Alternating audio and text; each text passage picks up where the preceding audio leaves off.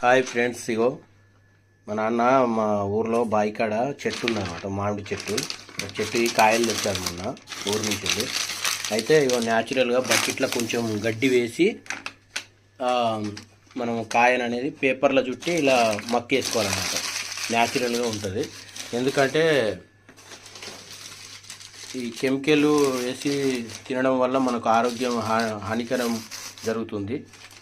కాబట్టి మనం కొంచెం న్యాచురల్గానే తినాలి ఫ్రెండ్స్, ఏ ఫుడ్ అయినా.